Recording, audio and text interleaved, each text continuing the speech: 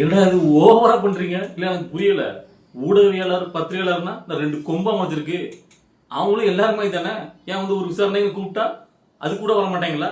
ஏன்னா அதுக்கு அவ்வளவு பேரும் பொங்கிட்டு கதறீங்க. அது எப்படி ஊடகவியலாளர ஒரு கருத்து நெரிக்கிறது? நீங்க அவங்களுக்கு கருத்து சுதந்திரம் இல்லையா? அது இல்லையா இது இல்லையா? இங்க யாரு தான் இங்க பேசாம இருக்கா? எல்லாரும் தான் பேசுறீங்க. அதுவும் குறிப்பா முதலமைச்சர் விஜய் பத்தி தராத வார்த்தையில எல்லாம் பேசிட்டு இருக்காங்க. நாதயத்தனமா பேசுறாங்க. அவங்களே விட்டு வச்சிருக்காரு. ஒரு ஊடகவியலாளர் மேல ஒரு வழக்கு இருக்கு, ஒரு துடுக்க விசாரணைக்காக கூப்பிடுறாங்கன்னா அதுல ஒத்துழைக்கல உங்களுக்கு என்னன்னு கேட்கறேன். நான் இன்னைக்கு எதை பத்தி பேசியிருக்கேன்னு கேட்டீங்கன்னா, அதாவது இந்த புதிய தலைமுறையில ஒரு மூத்த பத்திரிகையாளராக ஊடகவியலாளர் இருக்கக்கூடியவர் தான் இந்த விஜயன் அப்படிங்கிறவர். சோ அவரு மேல ஒரு குற்றச்சாட்டு, அதாவது இப்போ இந்த குதிரை பேர் நடக்குதுல்ல, அது வழியாக இவரும் அதுக்கு ஒரு தொடர்பு இருக்கிற மாதிரி ஒரு வழக்கு. அதனால பாத்தீங்கன்னா இப்போ காவல்துறை அவர் வந்து விசாரணை கூட்டு விசாரணைக்கு ஒரு 2 நாளா அவர் வந்து ஸ்டேஷன் கூட்டு ஒரு ஆளை வச்சிருக்காங்க. அவருடைய போனையும் வாங்கி வச்சிருக்காங்க. அதாவது அவர் வந்து கைது பண்ணி சிறைகள்லாம் அடைக்கல, விசாரணை கூப்பிட்டுருக்காங்க, அதில் வந்து அளக்க வச்சிருக்காங்க. ஓகேவா? இதுதான். இதுக்கு ஒட்டு மொத்தமா உட்காந்துட்டு அவ்வளவு பேர் உட்காந்துட்டு கதறு. அது எப்படி? அதாவது தமிழை வச்சுக்கலாம் ஆட்சிக்கு வந்ததுல இருந்து விஜய்க்கு எதிராக யாரு பேசினாலும் உடனே வந்து பாத்தீங்கன்னா கழுத்து நெருக்கிறீங்க, அவங்க வந்து பாத்தீங்கன்னா அரெஸ்ட் பண்றீங்க, அவங்க மேல வழக்கு துறைக்கீங்க. என்ன இது இவ்வளவுக்குள்ள அராஜகம் பண்ணுவீங்களா? நீங்க திமுக வந்து விமர்சனம் பண்ணீங்க, இப்ப நீங்க எப்படி இருக்கீங்க? அப்படி இப்படின்ட்டு ஏகப்பட்ட கதர்கள். இதுல முக்கியமா ஒருத்தரை பத்தி பேசணும். சீமான் உடனே வந்திருக்காரு. இது வந்து பாத்தீங்கன்னா பேர் அவலம். இப்படிலாம் இருக்குமா? ஊடகத்துறையில இருக்கவங்க கருத்து சுதந்திரம் இல்லையா? அவங்க வந்து நடுநிலைமையா பேசுறவங்க. அவர் போய் இப்படிப்பட்ட மனுஷன், அவரெல்லாம் நீங்க வந்து அலைக்கழிப்பீங்களா? இது உங்களுடைய உலகுள்ளே ஒரு கருத்து சுதந்திரத்துக்கு எதிரான ஒரு போக்கு, அப்படி இப்படின்னு கொந்தளிச்சுட்டு வர்றாரு. மிஸ்டர் சீமான் அவர்களே, அவருக்கு வந்து முதலமைச்சர் விஜய் அவர்களை விமர்சிக்கிறவங்கள கழுத்து நெரிக்காரு, அவங்க எல்லாம் அடக்குமுறை பண்றாரு அப்படின்னா முதல்ல உங்களை விடுங்க, உங்களோட தும்பி இருக்கானா சாட்டை, அவனதான் முதல்ல தூக்கிட்டு போய் வச்சிருப்பாரு. ஏன்னா அவன் தான் இருக்கிறதே ஆக மோசமா. அவனும் அவருக்கு இன்னொரு தும்பி இடுமோனம் கார்த்திக், 2 பேரும் தான் அவரு தூக்கி போட்டிருப்பாரு. ஆனா அவர் பண்ணலையே, பேச விட்டு வெடிக்க தானே பார்த்துட்டு இருக்காரு. கற்சந்திரன் இருக்கு நீ பேச அப்படின்னு சொல்லிட்டு. இங்க எத்தனையோ பத்திரிகையாளர்கள், இல்ல நான் கேட்கிறேன், பத்திரிகையாளர்கள்லாம் என்ன வந்து பாத்தீங்கன்னா அந்த ஊடகவியலாளர்லாம் என்ன ஹரிச்சந்திரனா கேட்கிறேன். எல்லாரும் வந்து பாத்தீங்கன்னா பொய்யே பேச மாட்டாங்களா? அவங்க எல்லாரும் பார்த்து நடுநிலையா தான் எல்லாரும் பேசிட்டு இருக்காங்களா இந்த ஊடகத்துல உட்காந்துட்டு? ஏழெல்லாம் பாதிக்கு மேல காசுக்கு மாறிச்சிட்டு இருக்கீங்க. யார் காசு கொடுக்காலும் அவங்களுக்கு ஃபேவரா, எந்த கட்சி ஆட்சியில் இருக்கோ அதுக்கு ஃபேவரா, இப்படிதான் மாறி மாறி ஏதோ உண்மை நடுநிலைவாதிகள். அதெல்லாம் அந்த காலம். சில பேர் இருக்காங்க, நம்ம எல்லாரும் குறைச்சுள்ள உண்மையாலேயே நிஜமாவே ஒரு கருத்து சுதந்திரத்தோட, அதாவது நடுநிலைமையோட பத்திரிகையாளர்கள்லாம் நடுநிலைமை போக்கூடதான் இருக்கும். அது எந்த கட்சி ஆட்சியில் தான் சரி, நாங்க நடுநிலைமையா இருப்போம் அப்படின்னு இருக்க சில பேர் இருக்காங்க. அது மிக சிறிய அளவுல தான். ஆனா பெரும்பான்மையில எல்லாரும் பாத்தீங்கன்னா சும்மா காசுக்கு மாறடிச்சுக்கிட்டு, இங்க எத்தனை பேர் எவ்வளவுக்குள்ள ஆகுதுருவா நீங்க விஜய் அவர்களை விமர்சிட்டு இருக்கீங்க, தரம் தாழ்ந்து விமர்சிட்டு இருக்கீங்க. அவர் வந்து அடக்குமுறை பயன்படுத்தினா அவளை பேர் உள்ளதான் தூக்கி போட்டுக்கணும். அப்படி யாரும் தூக்கி போட்டுக்காரு? உண்மையிலேயே ஒரு சந்தேக கேஸ் வருது, ஒரு மேல உச்சம் இருக்கு அப்படின்னு இவங்க வந்து நினைக்கிறாங்கன்னா அந்த வழக்கு தொடர்றாங்க. அந்த விசாரணைக்கு ஒத்துழைச்சிட்டு போக வேண்டியது தானே. யாரா இருந்தாலும் ஒரே மாதிரி தானே. ஏன்னா ஊடகவியலாளர் மட்டும் என்ன அவர் ஸ்பெஷலா கவனிக்க முடியும்? மத்தவங்களை எப்படி கவனிக்கிறாங்களோ அதே மாதிரி அவரையும் கவனிக்க முடியும். அவருடைய போனை வாங்கிட்டாங்க, அவரை அழக்க வச்சுட்டாங்க, 2 நாள் வர சொல்லிட்டாங்க. நான் வரங்க பாருங்க. சோ அதாவது மக்களை நீங்க பாத்துட்டு இருங்க. இங்க என்ன மாதிரி, அதாவது முழுக்க முதலமைச்சர் விஜய் ஆட்சியில என்ன நடந்தாலும் குத்தம், எது பண்ணாலும் தப்பு.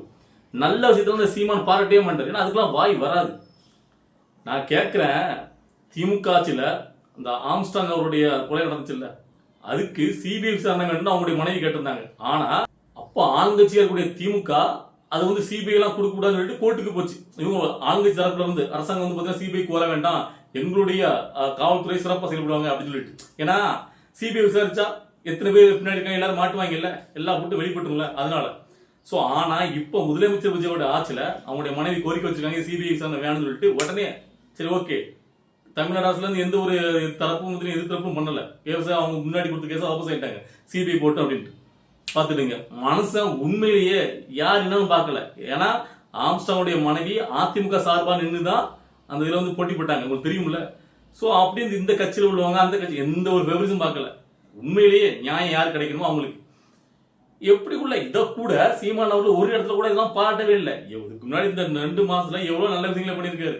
எதுக்குமே ஒரு வார்த்தை பாராட்ட மனசு வரல. இவரு வந்து பாத்தீங்கன்னா தமிழனுக்காக அப்படி பொங்கிட்டு வராரா? யார் நம்புவா? அதாவது உண்மையிலேயே தமிழ்நாடு ஒருத்தர் தமிழ்நாட்டு ஆளணும், தமிழ் மக்கள் நல்லா இருக்கணும் அப்படி நினைச்சிருந்தா அந்த விஷயத்தை யாரு பண்ணாலும் ஆதரிக்கணும். அது என்ன கெட்ட புத்தி சீமானுக்குன்னு கேட்கிறேன். அதாவது எப்படி சின்ன தவறுகள்லாம் பெருசா கொண்டு மக்கள்கிட்ட சேர்க்கீங்களோ அப்ப அவர் பண்ணக்கூடிய நல்ல விஷயங்களும் கொண்டு போய் சேர்க்கணும்ல.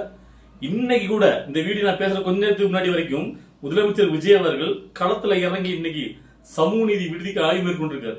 சென்னை சேதாப்பேட்டையில உள்ள சமூக நீதி விடுதிக்கு நேரடியாக போயிட்டு அங்க எப்படி இருக்கு அப்படின்னு மக்கள்கிட்ட குறையில கேட்டிருக்காரு. இப்போ கூட நீங்க நினைக்கலாம் இது என்ன பெரிய விஷயம், இது வந்து முன்னாடி யாருமே பண்ணாத ஒரு விஷயமா அப்படின்ட்டு. அதாவது எல்லாரும் பண்ணுவாங்க, அதாவது ஃபார்மாலிட்டிக்கு பண்ணுவாங்க. மற்ற முதலமைச்சர்கள்லாம் அங்க யாருக்கிட்டவே எல்லாமே செட்டப்பா இருக்கும், அவங்க போவாங்க அப்படியே வந்து பாத்தீங்கன்னா எல்லாம் நல்லா இருக்கும் போதே ஒரு இதை காமிச்சு வந்துருவாங்க. ஆனா இங்க அப்படி கிடையாது. ஒரு மாணவன் சார் உங்கள்கிட்ட 5 நிமிஷம் நான் பேசணும் அப்படின்னு சொல்லிட்டு முகத்துக்கு நேரா இப்படி குறை இருக்கு அப்படி குறை எல்லாத்தையும் புட்டு புட்டு வைக்கிறாப்புல, எல்லாத்தையும் பொறுமையா கேட்டு இருக்காரு. நல்லா பார்க்கணும், அவங்க சொல்றதெல்லாம் காது கொடுத்துக்கிட்டு அப்படியா அப்படின்னு கேட்கிறாரு. அந்த கேட்கக்கூடிய மனசு இருக்குல்ல, கிட்ட நெருங்கி எப்படி இப்படி வந்து, அதாவது அவங்க ஆட்சி நடந்துட்டு இருக்கும்போது இந்த தவறுலாம் நடக்குது, விடுதி காப்பாளர் இப்படி பண்றாரு, தரமான சாப்பாடு இல்ல, எங்களை வந்து உள்ள அனுமதிக்க மாட்டாங்க, கொசு தொல்லை இருக்கு, அப்படி இப்படின்னு அவர் குச்சாட்டு அடிக்கிட்டே இருக்காரு. அவ்வளோத்தையும் காட்டுறாங்க வெளியில. சோ இதுதான் கள ஆய்வு, இதுதான் தரமான சம்பவங்கிறது. அதாவது முதலமைச்சர் விஜய் அவர்கள்லாம் வந்து பாத்தீங்கன்னா அவர் வந்து களத்துக்கே வர மாட்டார், மக்களை சந்திக்க மாட்டார், அவர் பணைய விட்டு வெளியேற மாட்டாரு, என்னென்ன விமர்சனம் வச்சீங்க, இப்போ உங்க முகத்துல எங்க வைக்க போறீங்க? களத்துல இறங்கி பாக்காரு. அவர் வந்து ஃபுல் அண்ட் ஃபுல் மக்களுடன் அரசியல் தான் பண்ணிட்டு இருக்காரு, மக்களுக்காகவே இந்த அரசியல் பண்ணிட்டு இருக்காரு, எல்லாத்தையும் ரசிச்சு வச்சு ஒவ்வொரு விஷயமும் பண்ணிட்டு இருக்காரு. காலையில போறாரு தலைமைச் செயலகத்துக்கு, ஈவினிங் 4:30 மணிக்கு மேல தான் போறாரு. அதுக்கப்புறம் பாத்தீங்கன்னா இப்போ டைமிங் என்ன, எனக்கு தெரிஞ்ச இந்த வீடியோ பார்க்கும்போது கரெக்டாக பார்த்தீங்கன்னா ஒரு 6-6:30 மணி இருக்குமா, அந்த டைம்ல தான் போறாரு விடுதிக்கு, சமூகநீதி விடுதிக்கு.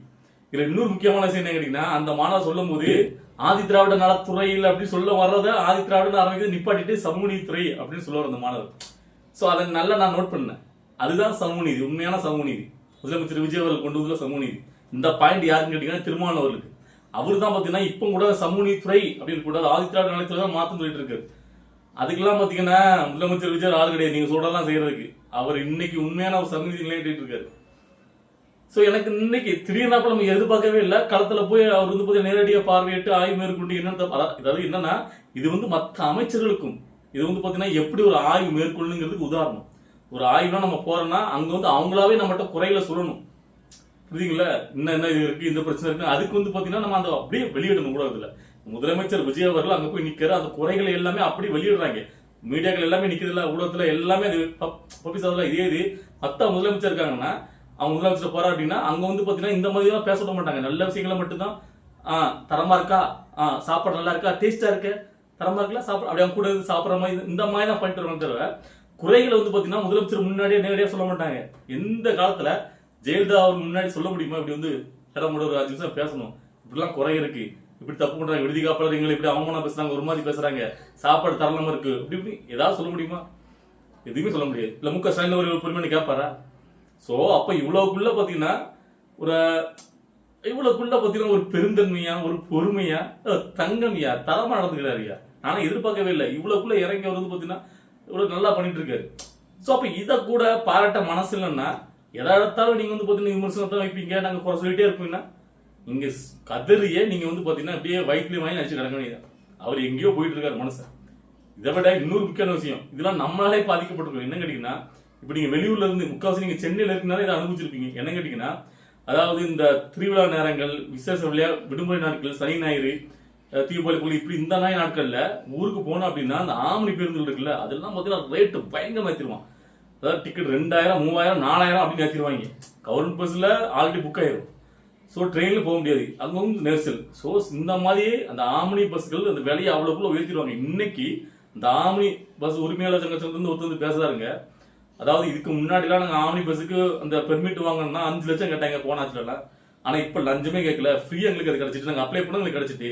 ஸோ இனிமேல் அந்த ஆம்னி பஸ் கட்டணத்தை நாங்கள் வந்து இந்த அரசு பேருந்து கட்டணம் இருக்குல்ல, அதுக்கு ஈக்குவலாகவே நாங்கள் வந்து வைக்கலாம் முடிவு பண்ணிட்டோம். ஸோ அது எங்களுக்கு தான் இந்த பெர்மிட் இவ்வளோ காசு நாங்கள் கொடுக்க தேவையில்லையே, இனிமேல் எங்களுக்கு நாங்கள் குறைச்சே பண்ணுறோம். அந்த விசேஷ நாட்கள்ல விடுமுறை நாட்கள்ல நாங்கள் ஏற்றி வைப்போம்ல, அதெல்லாம் நம்ம இருக்காது. ஸோ அப்படின்னு முதலமைச்சரை பார்த்து சொல்றாங்க, நாங்க வந்து கட்டணத்தை அதிகம் உயர்த்த மாட்டோம். அதாவது முதலமைச்சர் சொல்லிட்டாரு, அதாவது அரசு பேருந்து கட்டண அளவுக்கு ஆம்னி பேருந்துகளை இயக்கணும் அப்படின்னு சொல்லியிருக்காரு. ஸோ அதனால நாங்கள் அந்த அளவுக்கு குறைக்கிற நாங்கள் முயற்சி பண்றோம், நாங்கள் அதை கண்டிப்பா பண்ணுவோம் அப்படிங்க. ஸோ அப்ப இந்த மாதிரிலாம் ஒரு விஷயத்த எல்லா இடத்துலையும் எங்கேயுமே பாத்தீங்கன்னா இப்ப லஞ்ச ஊழல் கிடையாதுங்கிறத மக்கள் எல்லாரும் மனசுலயும் மதிக்காது. ஸோ எல்லாருமே பாத்தீங்கன்னா எங்களுக்கு இந்த இடத்துல நல்லது நடக்கு, இங்க போனா எங்க லஞ்சம் கேட்கல அப்படி அவங்களே சொல்றாங்க. இதெல்லாம் அவங்க காதுல கண்ணெல்லாம் படுறதே கிடையாதா? இல்ல எவ்வளவு விஷயத்த பண்ணிட்டு இருக்காரு மனுஷன். ஆட்சிக்கு வந்து 2 மாச காலத்துல இவ்வளவுக்குள்ள சிறப்பா பண்ணிட்டு இருக்காரு. அதுல அதாவது விமர்சனம் பண்றதுக்கு பண்ணலாம், விமர்சனம் பண்றதுக்கு எவ்வளவு விஷயங்கள் இருக்கு. நான் வந்து எல்லாம் 100% கரெக்ட் சொல்ல வரல. ஆனா நல்லது நடக்கல, அத ஒரு இதாவது பாடணும்ல, அதை பாட துப்பு கிடையாது. எதுக்கு எடுத்தாலும் குறை சொல்லிக்கிட்டு. ஸோ இன்னும் இருக்கு, இன்னும் அடுத்தடுத்தாப்புல நிறைய விஷயங்கள் முதலமைச்சர் பண்ணிட்டு தான் இருக்காரு. நம்ம அடுத்தடுத்தாப்புல அடுத்த வீடியோக்களை பேசுவோம். ஸோ இன்னைக்கு இந்த வீடியோ பார்க்கும்போது உங்களுக்கு என்ன தோணுச்சு, நீங்களா என்ன நினைச்சீங்க அப்படிங்கிறத உங்களுடைய கருத்துக்களை கமெண்ட்ல பதிவு பண்ணுங்க. அடுத்தது கட்ட அரசியல் நிகழ்வு பார்த்து நம்முடைய வீடியோ வரும், வெயிட் பண்ணுங்க.